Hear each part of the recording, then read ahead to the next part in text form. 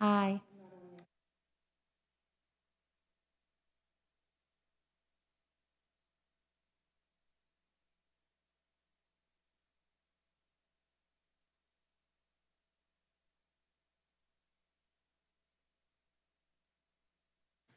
Rules Committee, March 8th, 2035. The committee will meet on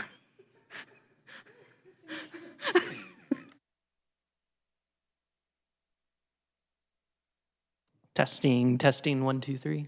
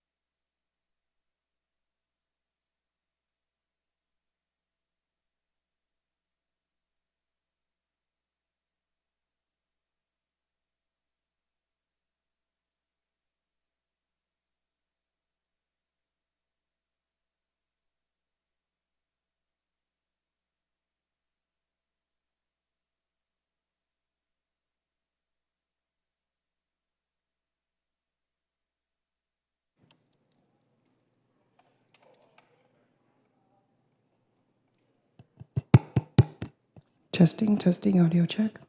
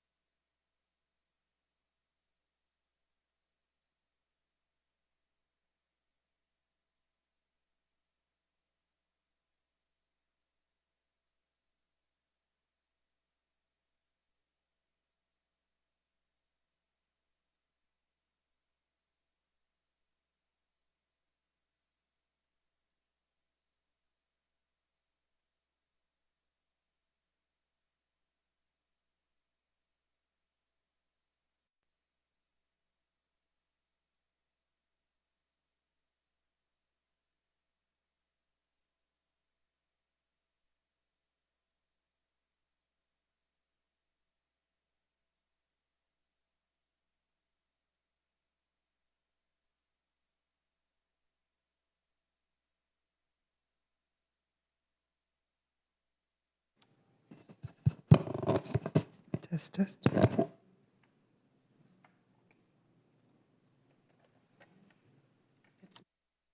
Sorry. What's going on? Turn this off.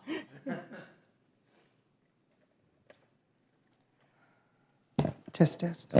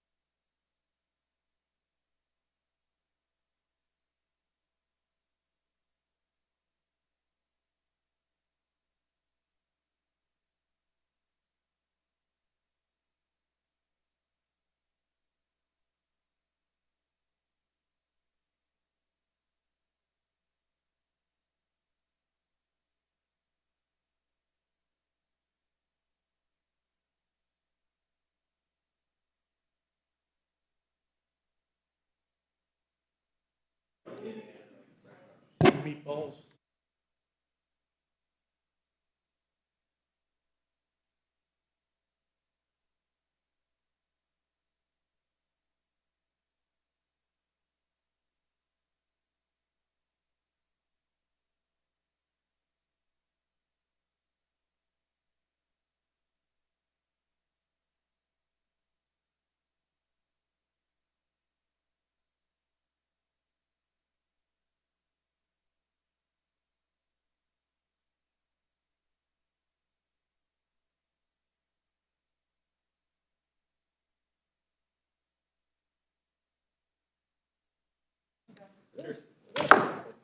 The Rules Committee will come to order.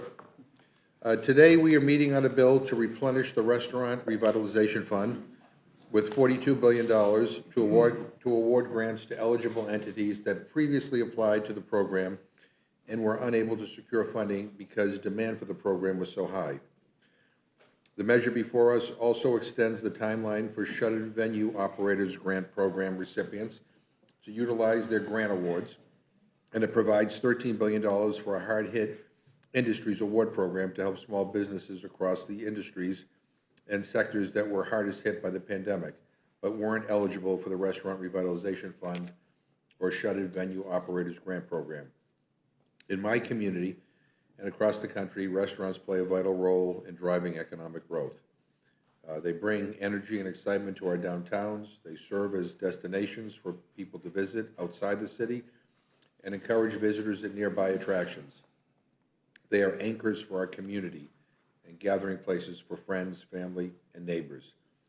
I can't tell you the number of restaurant owners in my district who have stopped to tell me what a lifeline the Restaurant Revitalization Fund was, from Northampton to Amherst to Worcester and West Boylston. This program played a vital role in keeping struggling small businesses afloat in Massachusetts. But the problem is that not every restaurant owner that applied for help received it. While the $28.6 billion Restaurant Revitalization Fund created by the American Rescue Plan provided desperately needed relief to over 100,000 restaurants across the country and saved over 900,000 jobs, the fund was depleted in just 3 weeks and was unable to provide relief to 178,000 eligible restaurants who applied for the grants. These restaurants are now at serious risk of joining the roughly 80,000 establishments that have temporarily or permanently closed since the start of the pandemic, taking with them not only the jobs they support, but the sense of community these small business owners have worked so hard to build. This bill also establishes a new hard-hit industries award program, providing $13 billion to small businesses, regardless of industry or business sector, that were hardest hit by the pandemic but were not eligible for the Restaurant Revitalization Fund or the Shuttered Venue Operators Grant Program. As COVID-19 stretches on, millions of these small firms from a diverse range of industries are still struggling. Many lost the majority of their 2020 revenues, and vital support from earlier programs such as the Paycheck Protection Program and the Economic Injury Disaster Loans is no longer available, even though pandemic-related challenges remain. So I'm proud that today we are building on the work of the American Rescue Plan by continuing to uplift and empower America's small businesses. This is a good bill that ought to get strong support on behalf of small business owners all across the country. And with that, I'm going to turn to Dr. Burgess for any opening remarks he wishes to make.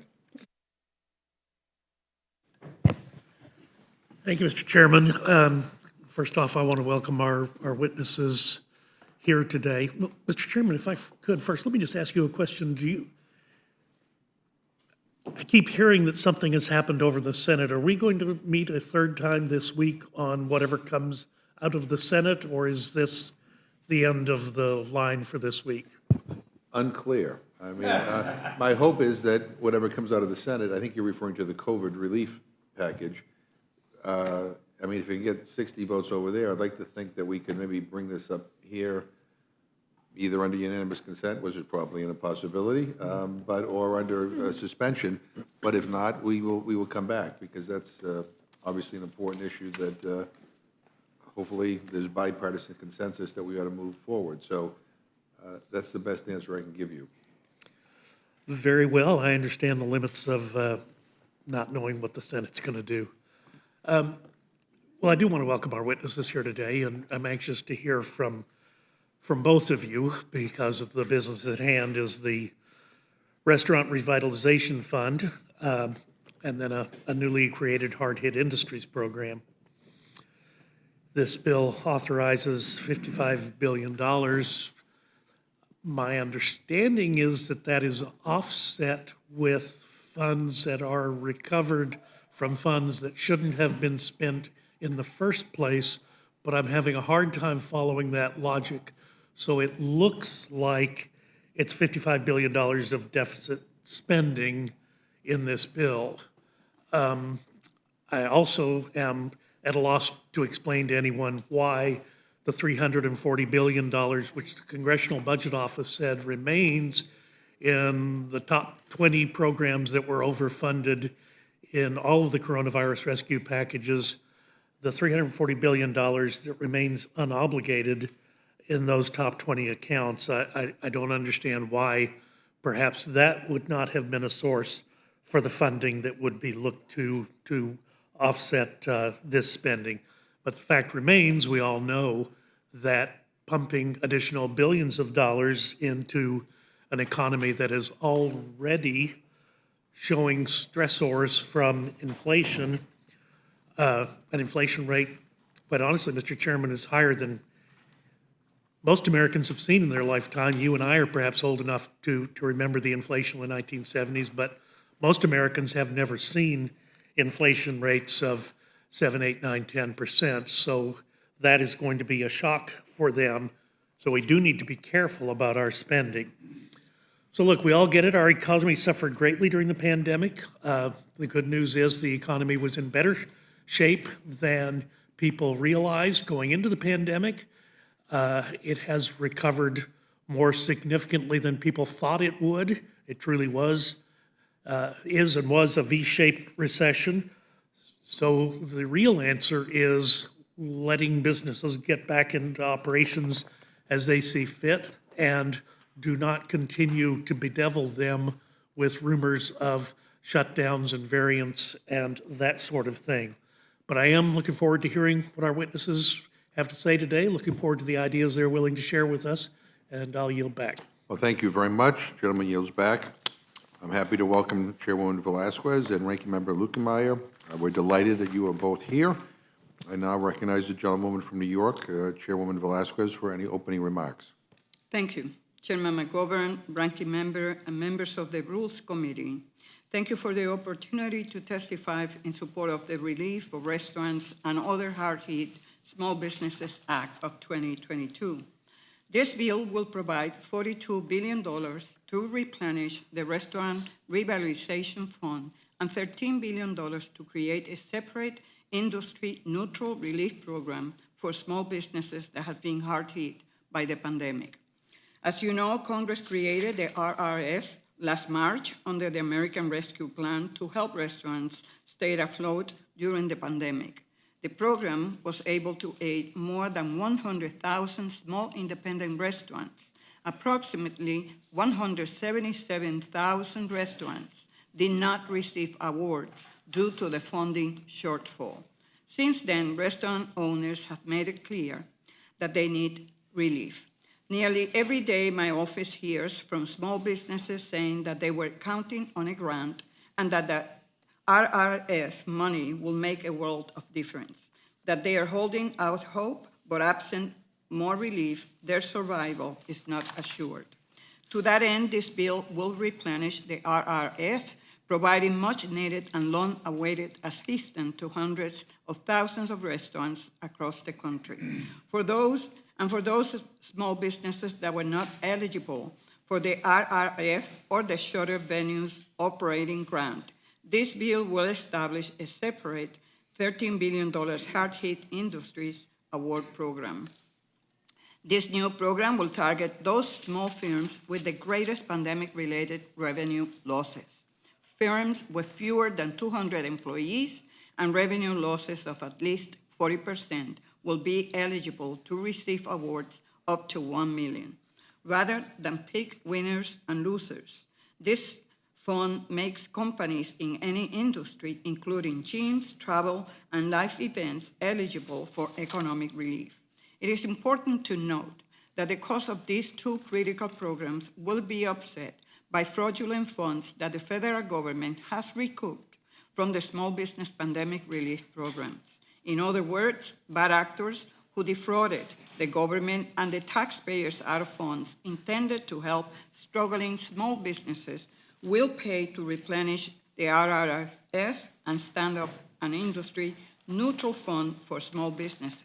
And this idea garnered bipartisan support in our committee. This past January, the SBA Inspector General testified that idle fraud could total more than $80 billion. Another recently published report identified more than $76 billion in potentially fraudulent loans in the PPP program. Members on both sides of the aisle expressed their support for clawing back fraudulent funds to further aid small businesses. To that end, the SBA OIG, Pandemic Response Accountability Committee, and the Department of Justice has been relentless in their pursuit of fraud, launching investigations all throughout the country. To help assist in that effort, this bill provides $30 million in additional oversight funding to help federal investigators bring more fraudsters to justice and recover more money that rightfully belongs to small employers. In closing, I would like to emphasize that this crisis is not over for small firms. I hear from entrepreneurs every day, and they have made it abundantly clear that they need more support. And it is not just the businesses I hear from. I have heard from many of our colleagues about the plight of their communities and businesses. It is now time for us to come together and take action. We cannot wait idly as businesses that are the backbone of our economy languish. This bill will ensure hundreds of thousands of Main Street businesses get the relief they need to do what they do best: innovate, create jobs, and power our economy forward. I look forward to answering any questions that you may have. Thank you very much. Thank you very much, Ranking Member Lukemeyer. Thank you, Mr. Chairman, and thank Acting Ranking Member here, Burgess, for having us this afternoon. It's been just over 2 years since the CARES Act was signed into law, and since that time, we have spent approximately $6 trillion as a nation to fight COVID-19. Small businesses alone have received over $1.2 trillion in forgivable loans and other grants.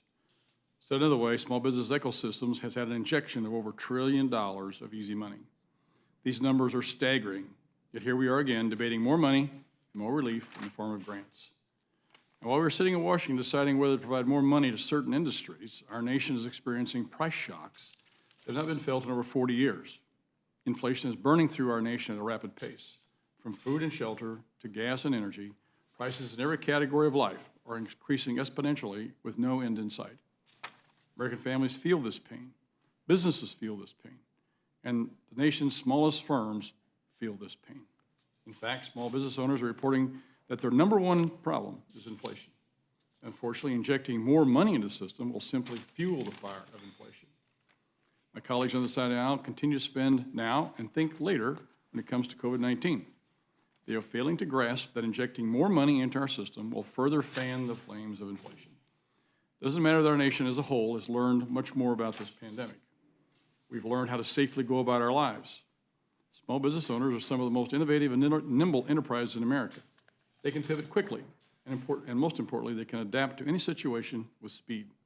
We saw this over the last 2 years. At this time, small businesses need the freedom to operate independently without Washington watching over them. We must end the COVID economy of government handouts. Furthermore, this bill creates yet another new grant program at SBA. Enough is enough. The SBA is incapable of operating grant programs. Let's review their history in this area over the last 2 years. The Economic Injury Disaster Loan Program is filled with fraud and identity theft issues that the SBA is a black hole when it comes to answering questions for constituent businesses.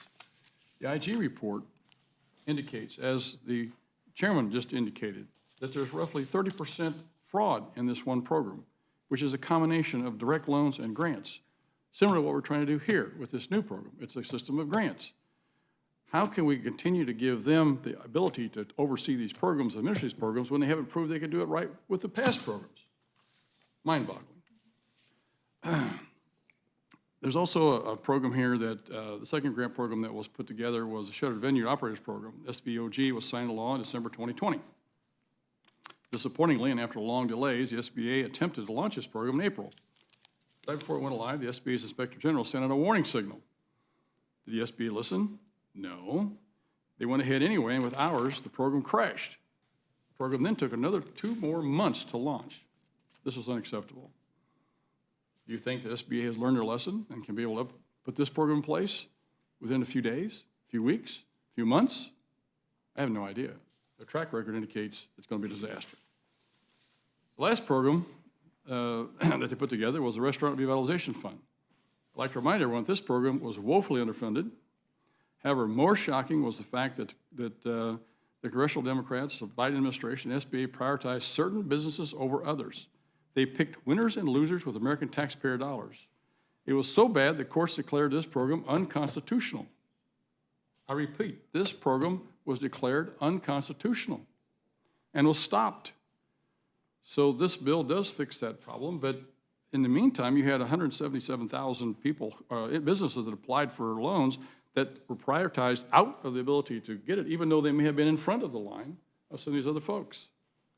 I think we need to move on. I think that, there's a better way to go about this. I think, I've got a separate bill that actually solves the problem without creating new money, which this is. The problem with the funding of this bill is that it hopes that we can recover the dollars from existing fraudulent activities within the PPP and the EIDL program. So far, they recovered about $10 billion of necessary 55 to fund this. It's a hope and a prayer to think we can do the rest. I think this is not the way you fund bills. This is not the way you propose legislation on hope and a prayer that you're going to be able to find the money for it. I think this is irresponsible. I think there's a better way to do this. I've got bills to fix these problems, I think, in a responsible way. With that, Mr. Chairman, I yield back. Thank you. My time. Thank you. Let me just say for the record that, inflation is happening all around the world. And I fail to see how domestic spending in America could be responsible for inflation in Brazil or Australia or China or the UK. But I'm not an economist, so maybe I'm missing something here. But in the President's defense, he's taken some aggressive action to curb inflation and get the supply chains moving because he knows that we need not choose between lowering inflation and helping small businesses. And I would just say on this bill, I'm supporting this bill not because I'm, have nothing better to do, but I have restaurants in my district that are in deep need of help, that suffered greatly during this pandemic, that have basically leveraged everything they have just to kind of keep afloat. And while things are beginning to come back, they are literally on very, very thin ice. And I don't want them to go out of business. And I think some of them are getting perilously close to having to make that decision. When a restaurant closes, it is not just jobs that are being lost. There's a whole supply chain that gets impacted, by their closure, as well as vacant space in a community, which has its own deteriorating impact on economic development. These are small businesses, and the restaurant industry in particular paid a very heavy price during the pandemic. Let me just ask Chairwoman Velasquez, I assume that you're hearing from the small business community like I am, right? This is not... Not only I am hearing from my community and my restaurants in New York City, but members in the committee, in the Small Business Committee, approaching us all the time asking, what are we going to do? We promised restaurants in this country that we will provide relief. Well, in fact, they play by the rules. They apply for those grants, and 177,000 still waiting. They are in the queue. So I think that is right that we pass this legislation, empower this restaurant to continue to do what they do best, and that is creating jobs in this country. Yeah, no, I appreciate that, because I don't want anyone to think that this is just, come out of the blue. Again, many restaurants were helped. Those that were helped in my district, I hear from them all the time saying it literally saved them. And those that qualified but were not able to get the money, they're like, we're trying the best we can. Things are getting a little bit better. We don't know, I mean, if there's another uptick, in COVID infections, if there's another variant that we don't know about, that's it. But we have leveraged all that we can leverage just to get by.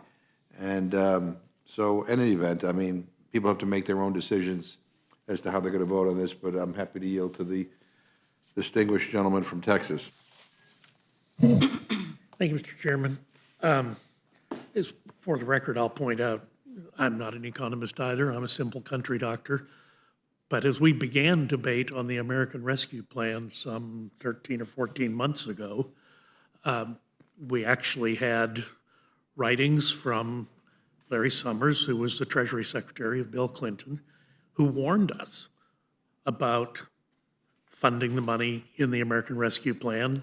The economy was already recovering from the shock of the coronavirus. It was indeed a V-shaped recession.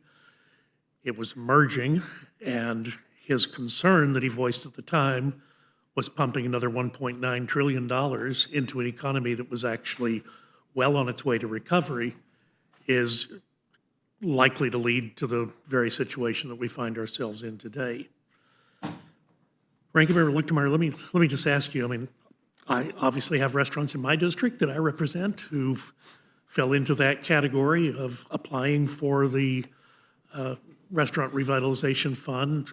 All of the components of the application were properly completed, and they were not funded.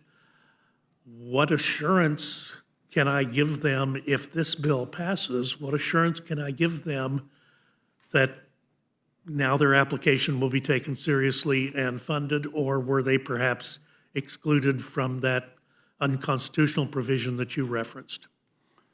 Well, the bill does solve the constitutional problem. So you go back to, and I think the bill prioritizes these individuals who've already had applications in there. But I don't think it precludes people from, additional folks from wanting to get in the program. And it also allows for a different sizing of the grants to these individuals or these businesses, such that if every single 177,000 businesses wanted to get the grant that they applied for, they may or may not, and especially if you wind up with additional people getting into the pool, may or may not get the monies that you think you're going to get. They may have to downsize that so that they could make that work. So I think there's some problems with the way that it's structured. I don't disagree with the chairman's remarks with regards to the restaurant program. I think, I support what they did. I've got a bill that fixes the problems and is funded by monies that are already in the system, monies that we've appropriated that are just sitting there in other agencies, other places in our budget that are not going to be spent or going to be ill-spent, however you want to look at it, and pull those dollars in so we don't have to get the printing presses ramped up again. So I'm not against the restaurants by any stretch of the imagination, but I think you need to structure these bills correctly. This original bill was not structured correctly because it was unconstitutional in the way it was framed. The Supreme Court said that. And it was underfunded. And I told the people whenever they did this, in fact, I offered an amendment in committee that was rejected to put another, I think, $35 or $40 billion into the program to be able to fund it where I thought it was going to have to be. And as it turned out, I was probably a lot more closer than what the original sponsors were. So I think, again, this is probably not, the monies that are appropriated here are probably going to cover most of what they want, but it's not going to be enough. They're going to have to come back for some more, I think, in my judgment. So again, I think we had a poorly structured bill to begin with. I don't think this bill is any better structured. I think I've got a better idea myself to fix this problem, but my bill's not on the table. It's this bill. And so this bill, in my mind, needs a whole lot of work before I think I could support it. Well, and it's a shame that your bill is not on the table, or at least have the opportunity to compare and contrast and make the best decision. Let me just ask you, on this bill that is on the table, when you had the hearing about this in the Small Business Committee, did you have a CBO score? Well, number one, this bill has never run through our Small Business Committee. This bill was pulled from someplace last Friday and was presented to you all today. It wasn't even discussed in the colloquy between Mr. Hoyer and Mr. Scalise in their discussion of what's coming up this coming week. So I don't know where it was or how it came about. So we have no hearing on this. There is no CBO score to my knowledge. I don't know how you score pulling back dollars from the program, whether you're going to pull back $100 or $100 million or $10 million. I don't know, $10 billion. I don't know where they're at with that. I mean, all of those dollars are going to be, if the DOJ does its job, we're going to probably get some more back. But anybody who understands how these things work knows that there's a lot of folks that have absconded with the money. You're never going to find them. They're gone. Those dollars are gone. So exactly how much we can recover is anybody's guess. Your guess is as good as mine, Mr. Burgess. So I don't think we can, I think we need to do the oversight to protect those dollars and recover as many as we can. But to rely on that as a pay-for this, I think is irresponsible, especially whenever, I can point in my bill, I list places where we can go to get the dollars to actually fund this bill correctly. And I think irresponsible is probably the kindest word you could have used for this situation. But the phrase was used that the Department of Justice is being relentless in going after the funds that were fraudulently taken from the Restaurant Revitalization Fund. Is that something that your committee has looked at, the aggressiveness with which the Department of Justice is investigating those claims? From my knowledge, we're not looking at it very closely. We discuss it with the IG, and he tells us that it is being done. Most of the dollars are coming, they're trying to get back are in the EIDL program and the PPP program. The restaurant program is, I guess they're going to probably look at it, but I would assume that they probably went out the door in a pretty responsible fashion. But again, it's a grant program, which, history says they haven't done a very good job with it. So I don't, at this point, we don't know. I haven't seen a report on it, quite frankly. So the bulk of the recovered monies, just so I'm clear, is from PPP and the EIDL program, not from the Restaurant Revitalization Fund. It could be. I know that the chairman may know that. We don't, I haven't seen the numbers on that, if But it is just, any. just to be clear on this, the offset for this bill we have under consideration today would be dollars that are collected from the Restaurant Revitalization Fund that were inappropriately doled out in the previous iteration. It won't be commingling funds recovered from EIDL and PPP. It will only be the Restaurant Revitalization Fund to offset the $55 billion, or is it a larger pool of recovered funds that you're using? It's the PPP and the EIDL funds that are being recovered and then being used for this program. Okay. Does that figure strike you as optimistic about the recovery number? Well, there's roughly $130 billion that the IG's spotted that probably went out the door fraudulently. So, if you use other financial institutions' numbers for recovery, you may get into the $20 billion range. I don't think you get anywhere close to 55. I mean, you get in the, the 8 to 10% range of recovery. That's a pretty decent place to be. So if you get to 20, I think it'd be very optimistic. I don't know. We're going to see. Hopefully the IG or the DOJ is good at their job. I know SBA is working with them to point out who the folks are that they need to be going after.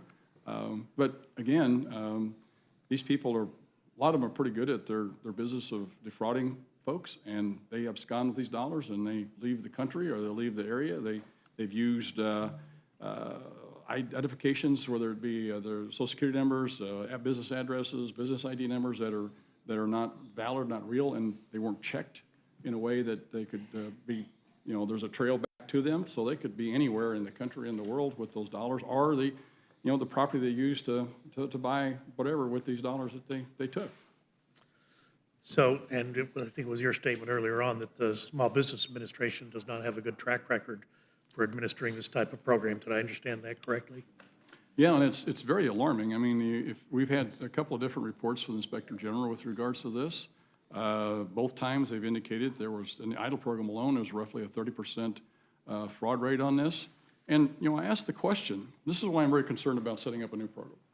And I asked the question of the Inspector General. I said, okay, are you working with the SBA to put in process some new protocols, new procedures, protections in place to stop this? And he said, yes, we are. I said, well, is the SBA administration going along with this? And he said, yes, they are. Well, then what's the problem? He said, well, we've got a lot of staff that don't want to implement and follow the new rules and regulations, procedures. I said, would you repeat that? What did you just say? And so he said, look, their staffing does not go along with, or doesn't want to go along with the new processes that the administration put in place. I said, how's that work? He said, I don't know, but we're going to have some accounting on this. So whenever you see that the SBA their staff and the administration is not willing to do the job of administering these things correctly, I don't think we need to empower them or give them the oversight of another program to have to administer. So it's not procedures, it's personnel. That's kind of frightening. It's probably both. They don't want to implement the new procedures, and the personnel is a basic problem on that. And that was testified to by the Inspector General in our committee, by the way. Well, I thank you for your input. Look forward to reading about the Entree Act, and I hope our leadership will make that the motion to recommit as we get this bill on the floor. Thank you, Mr. Chairman. I'll yield back. I know Chairwoman Velasquez is trying to get a word in, so I'll let. Thank you, Ranking Member. But I just need to take a moment to set the record straight. The committee has conducted 6 oversights with the Inspector General and the administration on the issue of the PPP and relief assistance, EIDL, PPD, PPP, and the Restaurant Revitalization Fund. But I just need to say that, quite frankly, I am tired of the ranking member maligning the reputation of the administrator. The fact of the matter is that Administrator Guzman inherited a monumental mess, a colossal mess. She has been in office since this administration took place. The IG and the controller called me, asking me to help them get access to the Trump administration and the SBA administrator. The fact of the matter is that the current IG came to our committee and stated clearly that Administrator Guzman is implementing recommendations made by his office, that they are meeting every week, that they're putting guardrails in place to protect taxpayers' money. Maybe you might have personality issue with the administrator, but the fact of the matter is that I am quoting what the IG has said about the current administrator. She has put guardrails in place. She has provided access. She's working in a collaborative way to address the issues that were inherited by the previous administration. And in terms of the money, there's close to $200 billion between the idle fraud committed and the PPP. And yes, we are going to go after the recouped money that the IG and Department of Justice will be conducting. And your committee, of course, was in charge of the oversight when those dollars went out the door. Thank you, Mr. Chairman. I'll yield Under back. the previous administration, yes. But your committee had the oversight. Thank You had the gavel, you had the subpoena, right? And Yes, you all are fond of telling us. Sir, do you know how many times I have to ask Secretary Mnuchin and the administrator from the previous administration to provide data to us? Never. It never happened. Thank you. Mrs. Torres. Thank you, Chairman, and Chairwoman Velasquez. Thank you for correcting the record on, what seems to be this ongoing issue to tear down the good work of this administration, the good work of accountability and transparency, and the failure of some of my colleagues to continue to have this head in the sand when it comes to all of the issues that we have addressed and brought forward that occurred during the Trump administration, when it was okay to be corrupt, because they've allowed it. So thank you for all of those letters that you led. Many of us signed on to those letters, requesting and then demanding again and again and again information as to what was happening. I know that in my office, we were outraged initially because so many of the small businesses in my community were not able to apply for funding that was conveniently made available to, certain people, but not everyone. So thank you for standing up for the little guy. And I just want to give you a piece of good news. Because of your hard work, more than 130 restaurants in my district alone received over $41 million in assistance from the Restaurant Revitalization Fund last year before, unfortunately, it ran out. This resource was so critical, important to some of these very small restaurants that put their own credit on the line. Some even took a line of credit to keep their employees employed. Some of them, honestly, because of the reputation and what they were experiencing with the Trump administration, didn't believe that they would receive the help and just didn't apply. And unfortunately, that happened a lot in my district. So I know that there is a number, I believe 178,000 restaurants across the nation who applied for this funding but were not able to receive it because it ran out. Is that number correct? Yes, it is correct. And that's really across the nation, not just, one coast or the other. So, Chairman, thank you for bringing this bill before us. I think it's critically important to continue to support, the small businesses in our communities, and I yield back. Thank you, Mr. Reschenthal. Thank you, Mr. Chairman. I appreciate it.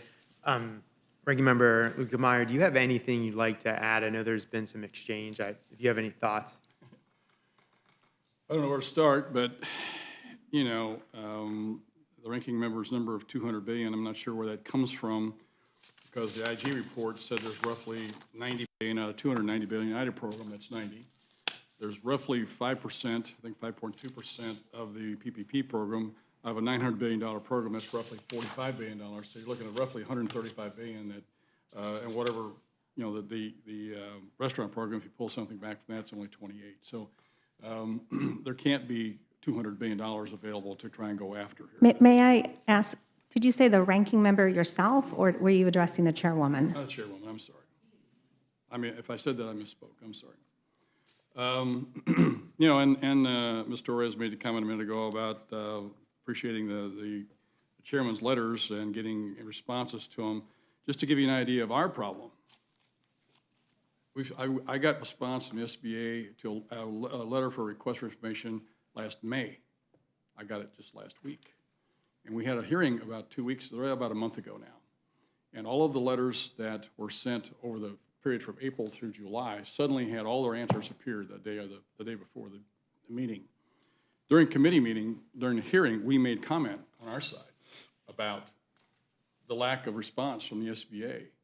And one of the members on the other side of the aisle pipes up and said, "That's funny. We always get our answers very quickly to our phone calls and our letters." Hello? So there's a two-way street going on here with SBA. I'm not afraid to point it out. I think that we've got a problem with this agency. My job as a ranking member is to point out those problems, work to fix them. I have a bill that I think does that with regards to the restaurant program that is funded by monies that are already appropriated. I think is the better way to go about this. And I think the other program here that we're trying to start is is a bad idea from the standpoint that the chairman doesn't even dispute the problems that we have with SBA. And I'm not going to, there was problems with the previous administrator as well. I'm not going to defend anybody in this. I think both of them are to blame. I think when you put, and I always tell people, I said, look, whenever you put something under stress, you find out where the problems are. And that's what we've done with the SBA. We've asked them to do a $900 billion PPP program, a $290 billion EIDL program that they really weren't set up for, or structured for. So I empathize with their problem. I'm willing to work with them to figure out how to make this work. But they also have to come to the table with an attitude that they want to change and a staff that's willing to listen and make those changes as well. I don't see that happening, not just me personally, but I see it from the IG reports. If you look at those, it doesn't compute that this is what we need to continue to do, to throw good money after bad, continue to empower them with new programs. I don't think that that's the way to go. I have another bill that I think restructures the SBA in a way that would be helpful, that would save that agency, and then help make it more effective. Thank you, Mr. Renshaw, for that. No, thanks. And, I know we were talking about inflation before, and that we're seeing it globally. I just want to talk about it because I would argue we're seeing global inflation because we're exporting the inflation in two ways. Number one, remember, we had an unprecedented spending, $6 trillion in relief, plus we had a transportation infrastructure bill not paid for. Many Republicans opposed that. You also had a lot of Democratic economists, Larry Summers, Jason Furman, Steve Ratner, all opposed to this. You also, remember, you had the Federal Reserve buying, I think, $1 trillion worth of debt. So you had things that were leading to inflation just from an economic point. Then we stopped being an exporter of energy, which drove up energy costs for everybody around the world. So I would argue that the reason why you're seeing global inflation is because it's tied to our spending and our reduction of energy. Do you have any thoughts on that? Thank you, Mr. Renshaw. Yeah, with regards to inflation, it's the number one issue. If you survey small businesses, and we do, we work with the Job Creators Network, and they have Rasmussen and McLaughlin, both groups, about every 2 months survey those folks, and they give us information with regards to the concerns. And the concern is the economy, and it is inflation. That's the number one things on the minds of small businesses right now. And inflation, quite frankly, the chairman a minute ago made a comment. He's not an economist. I'm not an economist either, but we did have an economist come into our small business group the other day. On our side of the aisle, I asked one to come in and brief us on inflation in particular. And I asked him, I said, it looks to me like there's 4 separate things that make up inflation. One is money supply, one is energy, one is regulations, and one is our supply chain / jobs problem. And he agreed. He said, that's the 4 basic ones. And I said, would you prioritize those or give me a percentage on what you think each one contributes to inflation? He said, well, it's really, basically money supply is 40%, and the other ones are roughly 30%. We had another economist come into our financial services hearing recently, and I asked the same question. He said, yeah, basically those are the 4 things that make up inflation, and I would do the breakdown of it a little bit differently, but he said they're roughly in the same ballpark that I would have. So I think if you use those things, and I mean, I can talk about, you talked about the money supply, which is huge. Part of it is the Fed. Part of it is Congress throwing all this money out here. Energy, as you just said, is a huge component of this. I think rules and regulations are a huge component of this. The economist gave us these numbers. He said during the Obama administration, the cost for new compliance for new rules and regulations is about $100 billion per day. That's from their own agency's numbers. During the Trump administration, it's basically zero. Because if you remember, Trump said for every rule he put on the books, you got to take 2 off. And then he capped a lot of the agency's expenditures by saying if you want a new program, you got to find money within your own agency. The Biden administration, their own agency's numbers are that at the end of the first year, compliance for costs for new regulations was $201 billion. Now you factor that into the goods and services that our businesses have to supply, especially small businesses, and you can see that it's a huge impact on our inflation. And anecdotally, I've got a guy the other day I was talking. He was an asphalt contractor, and he said, "I've got a permit on a 60-day permit on my desk right now, and I've got 6 new pages I've got to complete because of the new rules and regulations." So it takes people to be able to do that, time to do that. That's a huge cost for him, and every business is like that. So those things make up inflation. Those are issues that small businesses don't have the ability sometimes to eat most of it, they've got to pass it on. So it's a huge, huge problem. And restaurants that we're talking about today are one of those entities that they buy their inventory and then sell it. And so, the producer's price index is 10% last week or week before last, which means that our CPI is only 7.9, which tells you that they're going to have to raise their prices some more because their wholesale prices are going to eat them up alive if they don't raise their price. So we're not near done with inflation yet if we don't watch what we're doing here. Yeah, I totally agree. And then looking at this bill in particular, I'm not a big fan of the government picking winners and losers. So, we're targeting one specific industry here. Meanwhile, you have the hotel and lodging industry, which has just gotten beaten up badly. I've got some stats here. So just in Pennsylvania, over 16,000 jobs lost.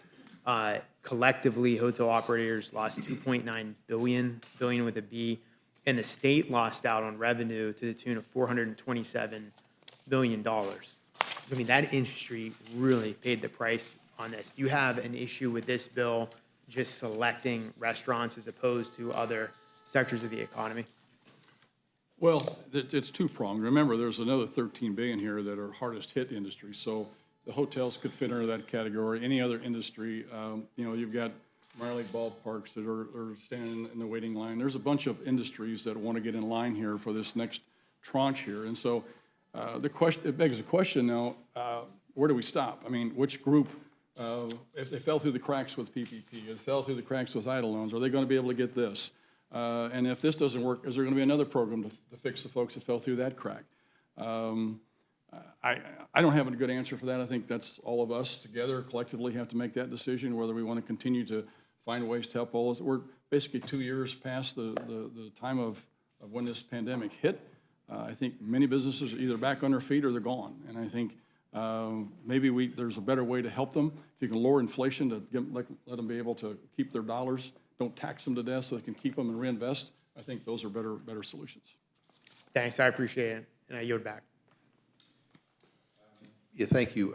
Mr. Lukemeyer, I can't speak to the specifics about the agency's response to your committee, but I do want to say this, and I say this all the time, and Dr. Burgess and I very rarely agree on things, but he raises this issue all the time about the administration, no matter who it is, whatever agency, needs to be responsive to members of Congress. I have stories, too, in the previous administration where I'm still waiting for my response. Maybe it got lost in the mail. Yeah. But the bottom line is whether it's that administration or this administration, a member of Congress makes an inquiry, they're entitled to a response. And so I hope that, we meet regularly with different cabinet heads here in the Rules Committee. He makes that point all the time. We met with the Secretary of Labor the other day. He made that point so emphatically. He got the Secretary of Labor's cell phone, which I don't know was a good idea. But anyway, but the bottom line is that no matter what our politics may be, people are entitled to responses. So in any event, I now yield to Mr. Perlmutter. Thanks, and my friend from Missouri raises some fair points, and as did Mr. Reschenthaler. I'd like to see gyms be part of all this and fitness centers, because they got clobbered and all. And they will be covered. They would be covered, so then that's good. To Mr. Lukemeyer, I'd say recently we had a retreat, Dem Caucus had a retreat over in Philadelphia, and we went real late one night, remember, kept having votes, and it was long, and we got there about 3 o'clock in the morning, and we missed the dinner that night, because we had to wait till votes were finished. We'd take the bus over there. The staff was so afraid we were going to cancel, because we were the first conference they'd had since November, when they had like their second conference because of Omicron, that everything shut down.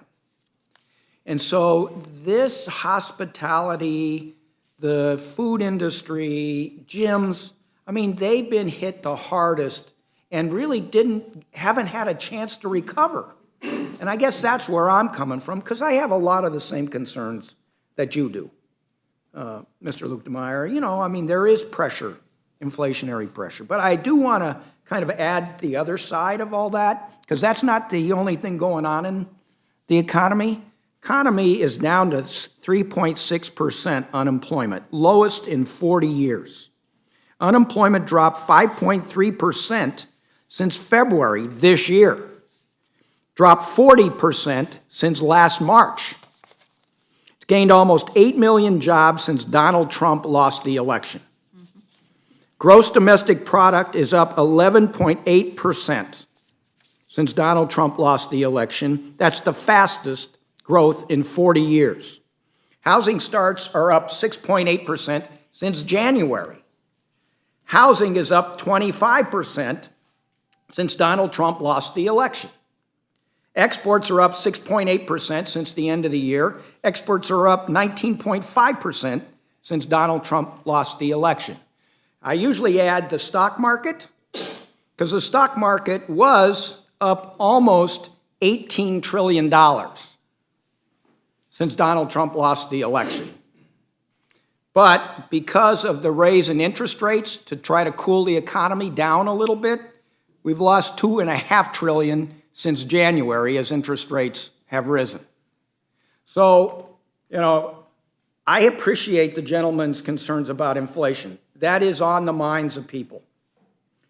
But I want to just give the other side of the equation, which is there are a lot of new jobs that have occurred over the last year. And gross domestic product is way up. Housing starts are way up. So I want to turn to Ms. Velasquez and just talk about the fact that we've had these other waves of the virus and the effect it's had, particularly on the restaurant, the hospitality, the gym industry, personal services like that. Yes, we are seeing it. I go out in my district, I go to the restaurants, I speak to the owners, and they're telling me that people are concerned.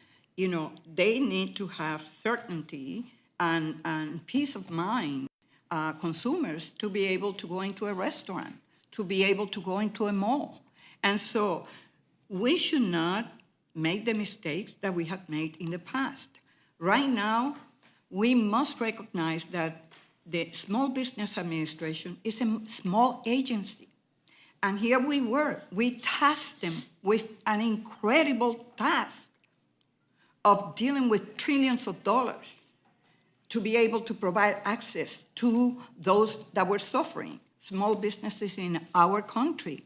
Look, where will this economy be today if it wasn't for the American Rescue Plan? The fact of the matter today is that new business applications soared to 5.4 million, surpassing 4.4 million in 2020. So look at the facts. For example, 96% of PPP loans went to small businesses with fewer than 20 employees. Idle processing times increased during this administration. A top-to-bottom review of the idle program. And why I am sharing all this with you? Because I want you to know that we do care about being good stewards of taxpayers' money. And I did say to the administrator, you got a response to individual members from both sides of the aisle. But also, she is dealing with an infrastructure that was not in place to be able to execute all of these programs. And she is doing it. And she is using her time, her staff, to make the corrective and take the corrective actions that were pointed to by the IG previous to her coming into this administration. All right, so let me, I think, and I think even Mr. Luchtemeier would agree that we, and you said it, we put a ton of responsibility on a very small agency in a very short amount of time, and actually they did a very credible job.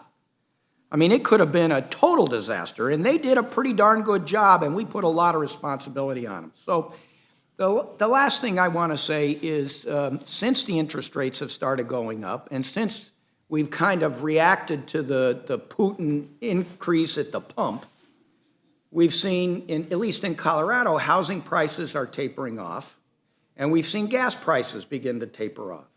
So I hope, I certainly can't predict this, but I hope we begin to see all prices begin to taper off and not suffer a recession because we're trying to slow the economy down so quickly. So with that, I yield back to my chair. Thank you, Ms. Fishbach. Thank you, Mr. Chair. And I just wanted to say, you know, the lack of response from agencies is not just from the SBA, but most, I mean, I'm still waiting, if you're talking about waiting for responses, I'm still waiting for responses from agencies. So I think that is something that we really need to address on all levels. But that aside, I just wanted to ask Ranking Member, I know that Dr. Burgess was asking a little bit about the prioritization. I just want to confirm that I heard it is out of the prioritization for the program is out of this bill. That's correct. That's correct. Okay. What will happen is these 177,000 will be dividing up the pot. How many new businesses they let in, or whether there's any additional monies, that's another issue down the road. But yes, they will be first in line ahead of everybody else. So, and that's the pending applications. Right. They've already So- got their application in, and they've got everything done, and they're waiting to be funded. So And that's the 178,000. Do we know how much that is? What I the think that, estimate? I'm going to guess, but this is just a guess. I think that's where they came up with the 42 billion dollar figure. I think that's what they think it will take to fund those 177,000, which if I 42 guess, I'm going billion. to guess it's not enough, but we'll take their figures and hope it works. And so, Ranking Member, for the most part, the reason they didn't get their money was because of the prioritization? I mean, they're Yes, qualified yes. other ways? There were three criteria that you had to meet: veterans, women, and minorities, socially, economically depressed folks, that got prioritization. And if you were someone who didn't fall in those three categories, you got set on the back burner until everybody else who filled those three categories got their funds. And so it just so happened that was roughly the amount that was in the program, $28 billion. They were able to fund those three priorities. And then one person from Texas and one person from Tennessee took them to court, all the way to Supreme Court. Supreme Court said that's discrimination, what you just did, therefore this is an unconstitutionally constructed bill. So to fix the problem, you had to go in and have a reprioritization, or at least take these prioritizations out of the bill so that people could then, everybody could have equal access to this. So these folks who already got their applications in would get priority since they're at the front of the line. Anybody else would have to get in the back of the line. And Ranking Member, thank you. I just wanted everyone to make sure that it understood that clearly. Given the Supreme Court action, the court action, if we do not fund this and those 178,000 are not funded, is there any kind of problem there? I mean, do we have to do this for? Well, I mean, if you don't fund these, I mean, they're going to be in the same position today with have to figure out how to run their business without those funds. And hopefully they can keep people employed and keep their business going. They're eligible for all these other programs. One of the things that prioritizes this program is that if you didn't qualify for these other ones, then you qualify for this one. So these people probably are not taking advantage or weren't able to take advantage of the other programs, although it depends on circumstances. And Ranking Member, I guess I understand that, they would get the money but given that there was the ruling that it was unconstitutional, is there any obligation that we have to do this to make whole the people that were denied for an unconstitutional reason? I don't think there's, there's no legal obligation other than the fact that we want to have we feel to have a moral right to be able to be at the front of the line for whenever we fund this thing more robustly. And as a result, that's where they're going to be. Okay, thank you. And then under the hard-hit industries program, is there any estimate, like numbers? I mean, because it sounds like that's a pretty broad, any estimates? Well, obviously they're funding it at, $13 billion, I believe. Yep. And so is that going to be adequate? If you judge a future by the past, as my dad always says, I don't think that's going to work. But I'm I'm hopeful that would be enough. My concern is that when we set up a new program like this, and I've said this all along, whenever we set up the PPP program and where they refunded and did the EIDL program, I told everybody whenever they did this, I said, and the restaurant program as well, that if you just take a look at the numbers of businesses and you just sort of average out what their needs would be, that you can see this isn't going to be enough.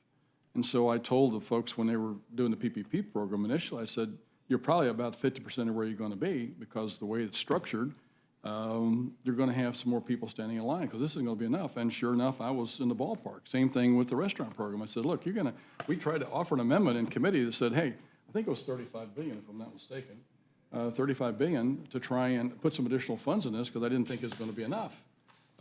If you look at just the total number of restaurants, just take that number of restaurants in the whole country and just put an average of what their revenues would be, you could see that this is not going to be enough. So, I'm not against some of the programs trying to help people, but I think they've got to be structured correctly so we can be honest with our colleagues, honest with the American people, honest with the people in these industries to let them know that, we have a program here that we're going to help everybody, not just some. It's going to be funded to a level where we can help everybody who has this problem and not have to go back and scratch our heads and say, oh, we undershot this, we got to do it again. I think we got to do a better job of structuring these things, and I don't think personally this bill is structured correctly. Thank you, All the Ranking. other problems with it. Well, and Ranking Member, that's what I was trying to get at, is where are we coming up with these amounts, and we're just kind of, I have no idea where they came up with this number other than it appeared, it's a nice number. I don't know if that's the number they think they can recover and they're going to be able to spend it. I don't know where they've actually got, that they outlined different businesses that they thought would be in this and recovered. I have never been told, or our staff's never been told where this number came from. Maybe the chairman knows. But to me, if you look at $13 billion, I don't see any way that that's going to be enough to be able to accomplish what is attempted to be done here with this new program, which to me, if you look at what they did with the EIDL program, how they structured that and how it was rampant with fraud, to me, it's the same problem here. And in fact, in this program, to tell you that they've got problems with this program, the Treasury Department is the one that's going to put parameters on this program, not SBA. The Treasury Department is going to put parameters on this program. And guess who the oversight person is on this? It's OMB. Imagine. So why is the Treasury Department and OMB going to be the ones who basically put the parameters and provide oversight of this program? Where's SBA in this? Where's the IG in this? I don't have a good answer for you. well, and Ranking Member, possibly if it had actually gone through committee, some of these questions might have been answered and could have been corrected, but as it were, we're stuck with this not going through committee. I guess, and maybe just one final question, as you mentioned the SBA, is there any indication from the SBA that they are able to implement this? They have the ability to? Well, again, my concern is if you judge the future by the past, I think we're setting ourselves up for another situation here where we're going to be scratching our heads and say, why did we do this? Why didn't we put some additional protocols and procedures in place? And it begs the question of if this is a situation and we're concerned about it, maybe the attempt was being made here by putting Treasury in charge of putting the parameters on this and maybe put OMB in charge to make sure it's run right. That would seem to be the indication of what's going on here. But again, we didn't have a hearing, so I'm guessing on that. I could be wrong, but if you look at how it's structured, I think we're probably in ballpark on that. So certainly, given the kind of money that we are spending and the it sounds a little complicated program that we're putting together with several agencies involved, it would have been very helpful to send this through committee. With that, Madam Chair, I will yield back. Thank you. Ms. Scanlon? Thank you, Madam Chair. Anyone who's been to Philadelphia knows that we have a vibrant and dynamic restaurant scene in the city and then out through the counties. We have some of the most creative and delicious food in the country, in addition to our staples of cheesesteaks and pretzels and water ice. But over the last couple of years, many of our restaurants were permanently shuttered. Restaurant Revitalization Fund was a lifeline for those who were able to receive it, but the funds weren't enough. So I'm very, very pleased to see that we have this bill pending. Madam Chairwoman,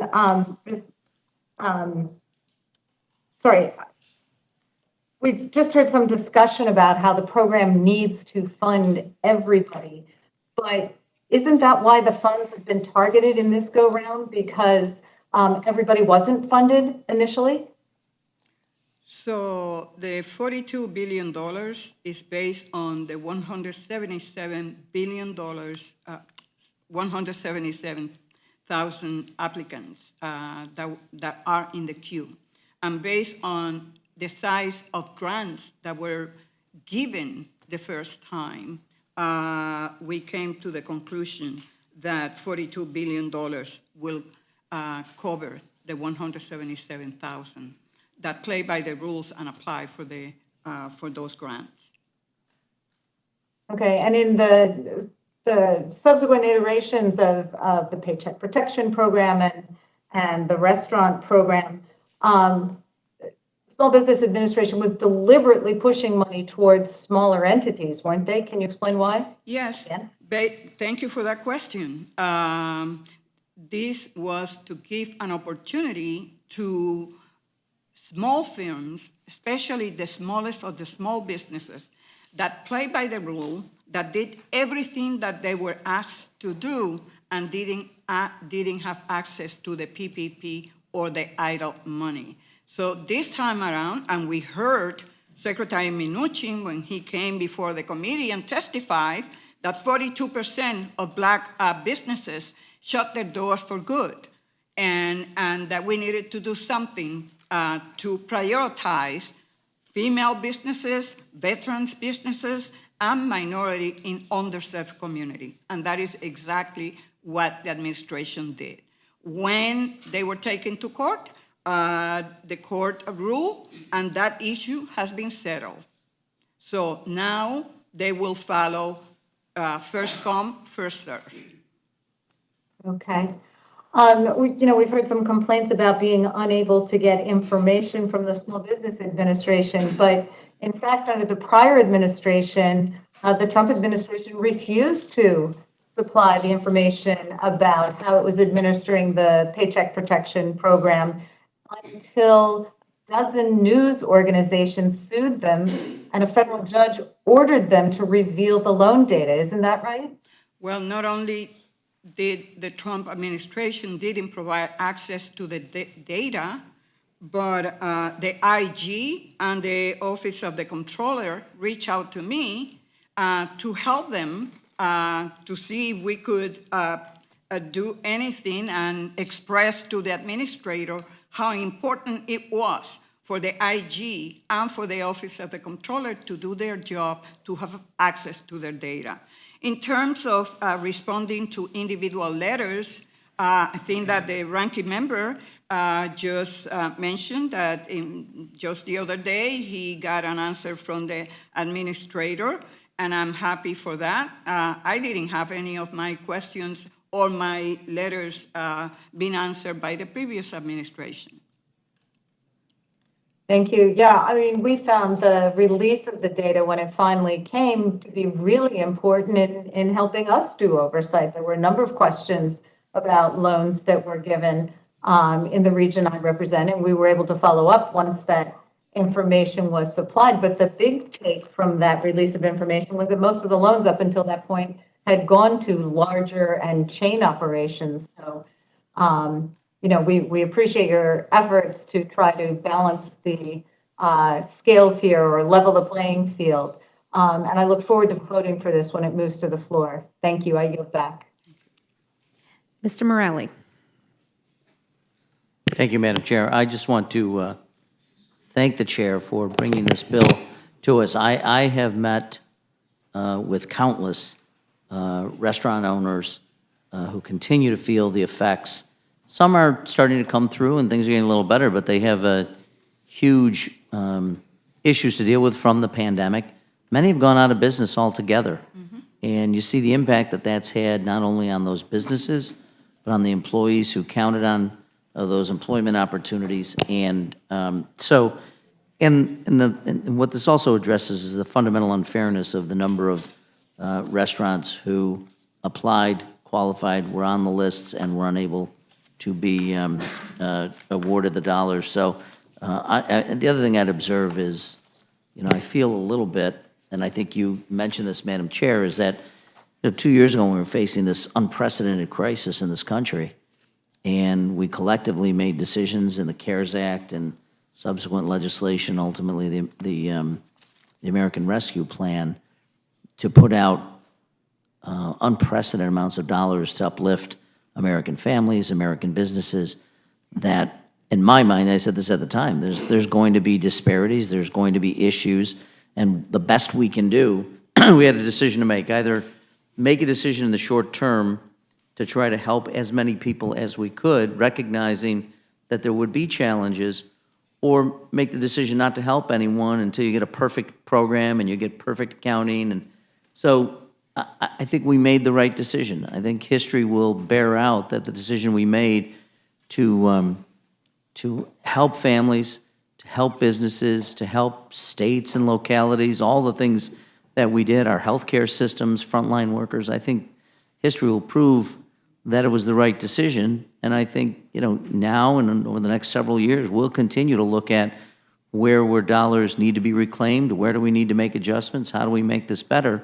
What I do know, and this is just, again, back to neighborhood politics, a lot of people in my community who have approached me to say, we're struggling, and you had made commitments, we'd like you to continue to work. And I've talked about this a lot back home. I've talked about it with the sponsor of the bill. I've talked about it with you. I've talked about it with others, our continued need to address this concern. And I think, not having to do it with new appropriations, but rather to look at the fraudulent activity and make use of the dollars that the Inspector General has said is available makes a great deal of sense. So I just want to offer my thanks to you for your leadership. And with that, I'll yield back, Madam Chair. Thank you. Ms. Ross.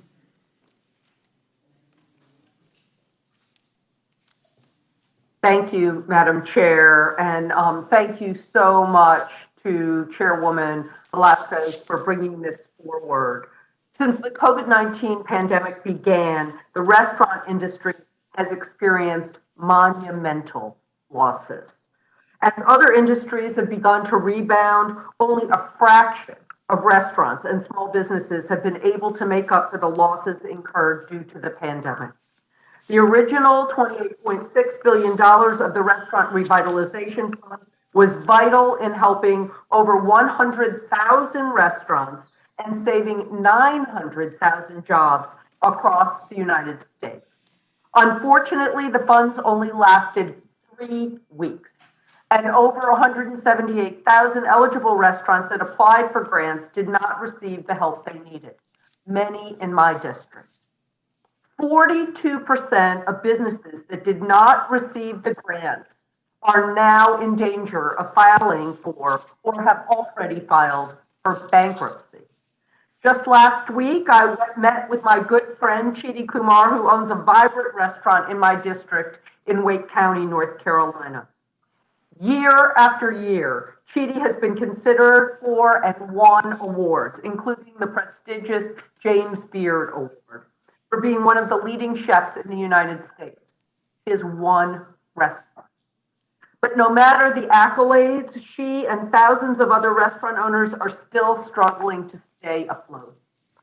In my state of North Carolina, over 6,500 restaurants applied for the $1.5 billion in relief. Just 2,500 of those small businesses received money, and 4,000 North Carolina restaurants and bars did not receive the grants they applied for because Congress underfunded the Restaurant Relief Fund. This bill is important and would allocate $42 billion in Restaurant Revitalization Fund, providing the Small Business Administration with enough resources to process overdue applications. If Congress restores the fund, and I want to say when we restore the fund, it will help North Carolina protect up to 522,000 jobs and safeguard our restaurant supply chain, protecting bakers, fishermen, butchers, and over 40,000 small firms. Investing in restaurants and bars protects North Carolina's $21.4 billion industry. I want to thank Chairwoman Velasquez. I want to thank Congressman Blumenauer and the members who have been advocating for this. I have been advocating for it since even before I got elected. I support the bill and I support the rule, and I yield back. Thank you, Ms. Ross. Does any other member of the committee wish to ask a question? That's our point of clarification. I notice in the bill text, there's $300 million for administrative purposes. That strikes me as large. Is that a standard amount? Ms. Velasquez, are you able to answer Mr. Burgess' question? Administrative cost and also the computer and technology system, and to implement a new program, the hard hit program, that will be a new program. It seems like if that had gone out for competitive bids, the number would have been lower, but maybe I'm just an optimist. That seemed high. Thank you. Thank you, Mr. Burgess. Mr. Perlmutter. Yeah, I talked about gyms. I meant to ask, is the Safe Banking Act in this COVID relief package? I yield back. All That will right. be covered too. And votes have just seen that there are no other members wishing to ask a question. I would like to thank both of our witnesses for their testimony. Please leave with our stenographer or submit electronically anything that you would like inserted into the record. You're now excused. Thank you.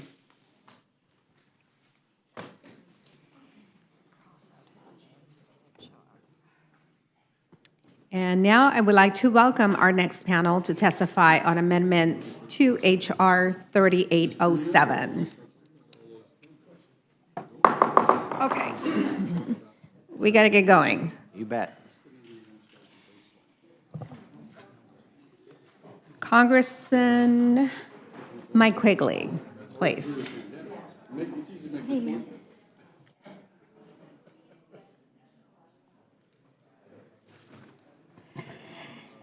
Mr. Fitzpatrick, welcome. Mr. Panetta, will you join the witnesses at the table? And Ms. Taylor Green. There should be, or you can pull one on this side. We're delighted that you are here. Anything that you brought in writing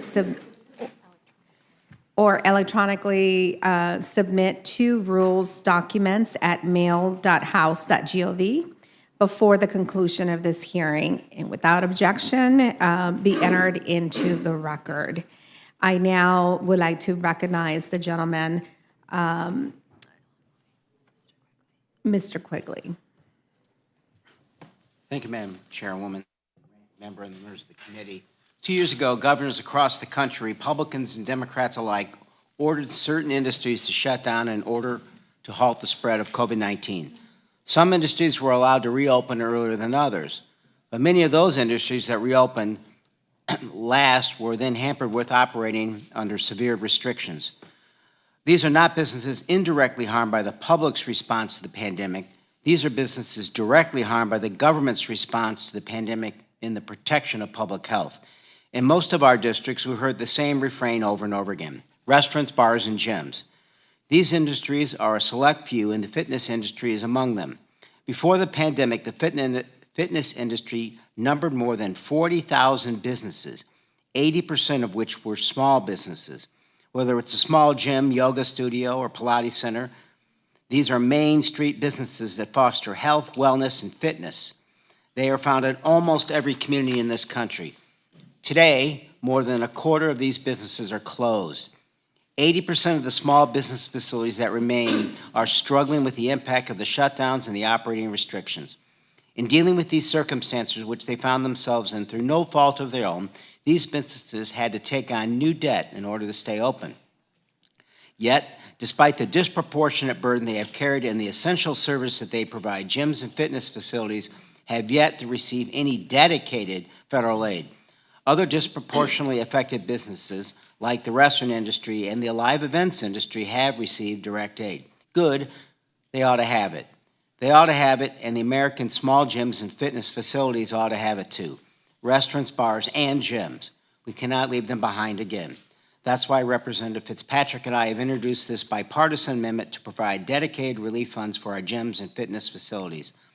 This amendment would correct the oversight by dedicating $2 billion of the $13 billion hard-hit industry award program and dedicate it to provide aid specifically for our country's gym and fitness facilities. I advocate for this amendment for two reasons. First, it is an equitable and fair approach to providing a remedy for those gyms and fitness facilities ordered by the government action or shutdown or significantly alter their operations in order to halt the spread. Industry shutdowns and restrictions were not agnostic, so federal aid should not be either. Second, this allocation is in accord with the bipartisan small business relief package negotiated in the Senate by Small Business Committee Chairman Ben Cardin of Maryland and Senator Roger Wicker of Mississippi. Congress has recognized its failure to provide equitable relief to the fitness industry and has responded. Representative Fitzpatrick and my bill, the GEMS Act, which provides the direct federal aid that this amendment follows, has received strong support from this body, with 164 co-sponsorships, including 28 Republicans. Restaurants, bars, and gyms, it's time for Congress to finally provide this forgotten industry with the support it needs and deserves. I strongly urge you to adopt this amendment. Thank you, Mr. Quigley. Mr. Fitzpatrick. Thank you, Representative Torres, Ranking Member Cole, and members of the committee. And thank you for taking up the Restaurant Revitalization Fund. This legislation is a bill that I've been co-leading ever since we first introduced it back in June. The RFF is critical to restaurants that applied for funds but were unable to receive any due to the RFF running out of money so quickly. But we're here today to bring to your attention another industry that is in vital need of relief, the health fitness facilities. Representative Quigley and I have worked together in the 116th Congress and reintroduced the GYMS Act at the beginning of this Congress, the 117th. The pandemic has crippled the fitness industry across our nation, and unlike many other businesses financially impacted by the pandemic, health and fitness clubs did not have the capability to pivot to new revenue streams, and many even failed to qualify for assistance under the First CARES Act. 25% of facilities, health club facilities, have permanently closed across the nation since March of 2020. That's more than 12,000 facilities. Nearly half of the people working in the fitness industry have lost their jobs due to COVID. Revenues have plummeted for those that are still open, and lasting restrictions have meant that the gyms are still reeling from the pandemic. Fitness facilities are critical to a healthy society. They dramatically lower healthcare costs and also are critical to our national defense for those choosing to serve on our front lines. The GYMS Act currently has 164 bipartisan co-sponsors. It has a Senate companion that is also bipartisan with 29 co-sponsors. Every single congressional district in this nation has had a gym that is closed due to COVID. No congressional district has been spared. The least we can do is help the struggling industry get some relief. And our amendment would create a much smaller $2 billion designated fund for fitness facilities to get relief and would not affect the replenishment of the RRF. It would also not increase at all the top line number of this bill. I urge you to make this amendment in order, and I yield back. Gentleman yields back. Mr. Panetta. Thank you, Madam Chair, Ranking Member Cole, members of the committee. I testify today in support of Amendment Number 6, my amendment to the Relief for Restaurants and Hard-Hit Small Businesses Act, so that Hard-Hit Small Businesses Industries Award Program includes the relief for agricultural fairs. Now, most of, if not all of you, have agricultural fairs in your district, but more importantly, you understand how invaluable our county's fairs are to our communities. So I'm not going to go into all of the benefits that fairs have to our communities, to our industries, especially agriculture, but also I don't need to remind you about the many memories created by fairs for many of you, your families, and generations in our communities. However, I do want to remind you that during the COVID pandemic, our fairs got annihilated. In 2020, close to 100% of our fairs did not operate, which resulted in $4.2 billion in losses. And in the summer of 2021, right when fairs were about to start operating again, we got hit with the Delta variant, and our fairs got hit again, and were forced to shutter or operate at a very limited capacity right at the peak of fair season. Now, some did operate that year, but there were significant limits on the amount of people and vendors, thus limits on revenue they raised during the only time of the year that they could be open. Now, I am a supporter of restaurants, and you bet they too got hammered during the pandemic. That's why I helped introduce the original Restaurants Act, and that's why I'm a supporter of the legislation before you today. However, this legislation leaves behind our local county, state agricultural fairs. The problem is that our fairs were also left behind throughout the pandemic. Many fairs were ineligible for the typical small business loans, including the Paycheck Protection Program and the Economic Injury Disaster Loans. Fairs were not a priority for local relief dollars provided through the CARES Act and the American Rescue Plan. And many fairs didn't qualify for the Shuttered Venue Operator Grant program unless they were considered a concert venue. For example, the California State Fair was recently notified that although previously approved, they lost $10 million in an SVOG grant just because they didn't qualify. Now, the very small percentage of fairs that did qualify for the SVOG grants, that's 3.5%, they're all worried that they too are going to suffer the same fate. Now, all told, a survey at the end of 2021 conducted by the International Association of Fairs and Expositions found that close to a third of respondents did not get any kind of federal, state, or county support. What it comes down to is that fairs got left behind because they are quasi-governmental organizations. What I mean by that is they are government-run organizations, but they are not government-funded organizations. They are not funded by taxpayer dollars from citizens, but by revenue dollars from attendees. That's also why fairs themselves are often required to pay their own and maintain their own facilities.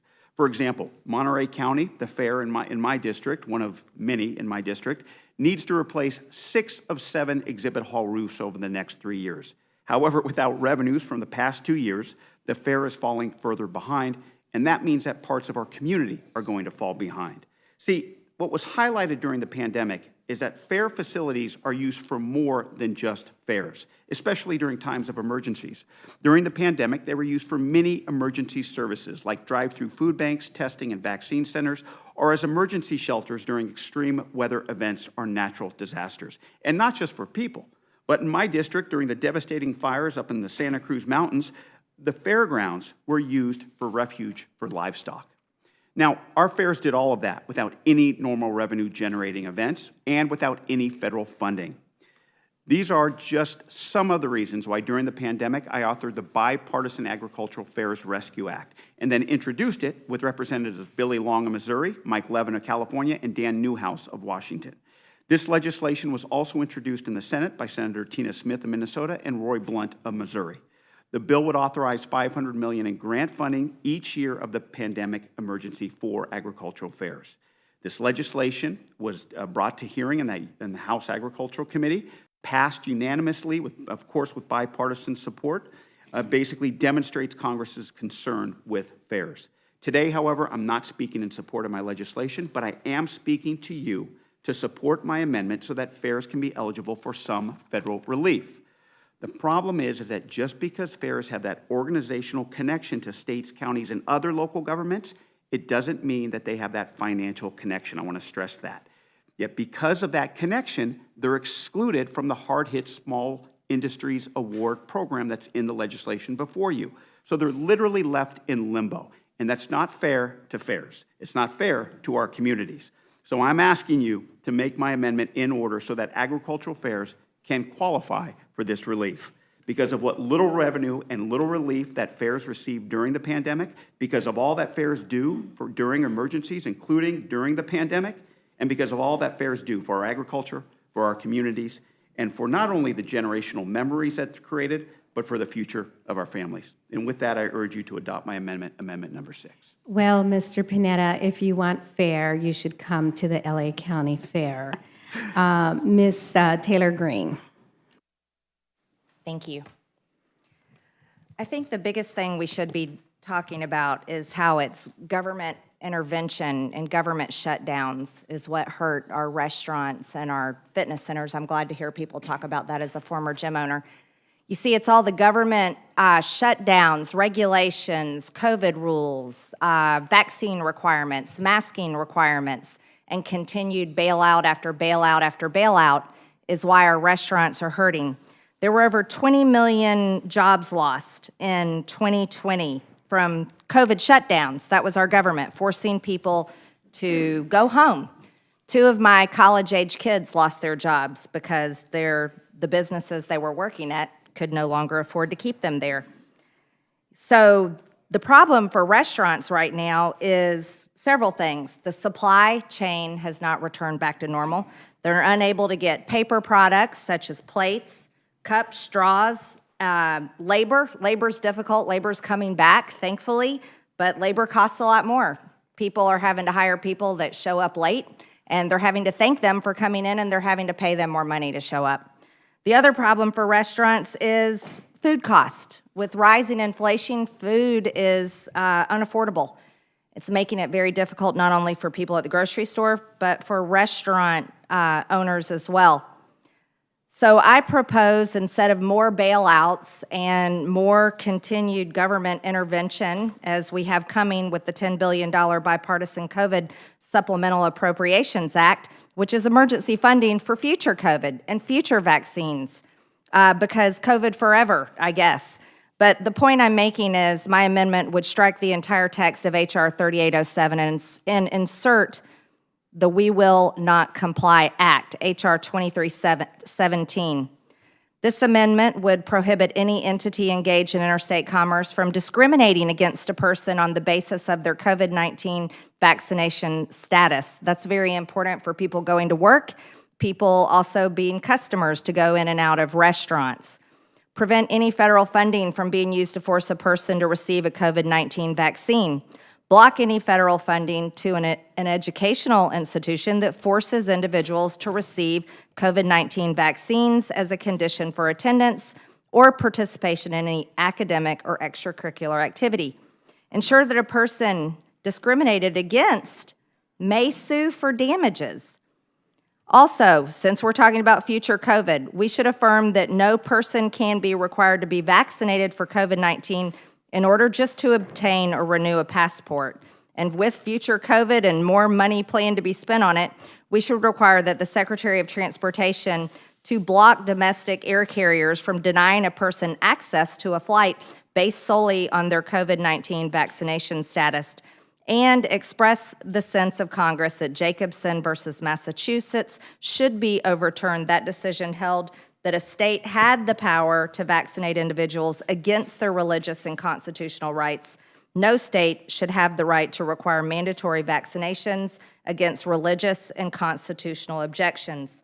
Why have I offered this substitute amendment? Well, again, let's go a little further. Because H.R. 3807 is just another bailout, and bailouts are hurting our economy, not helping. Throwing more taxpayer dollars at a program that's proven to be filled with prejudice, abuse, and discrimination makes more problems, not solutions. The RRF was supposed to provide restaurants with funding equal to their pandemic-related revenue loss, up to $10 million per business. But in reality, restaurant applicants were being prioritized based on race and gender, not merit alone. You see, Congress picked winners and losers from the very beginning. When they created the Restaurant Revitalization Fund in March 2021, lawmakers ordered the Small Business Administration to include a 21-day exclusivity period. During that time, only applications from women, military veterans, and socially and economically disadvantaged individuals defined by the agency as those from certain racial and cultural groups who also had limited financial means would be approved. Others could file their applications but had to wait to have their request reviewed. Why is there a two-tiered system? In response to this discovery, American First Legal filed a lawsuit on behalf of Blessed Cajuns, LLC, which owns Keller-based restaurant franchise The Lost Cajun. In the suit, America First Legal argued that the efforts of the Biden administration to prioritize applicants to the Restaurant Revitalization Fund on the basis of race and gender were unconstitutional. The U.S. District Court for the Northern District of Texas on June 11, 2021, ordered a halt to some payments from RRF, Since then, it's come to light that many businesses received grants from the RRF that were not supposed to receive them. Hotel chains such as Wyndham Hotel and Resorts, Hilton and Marriott International were given millions.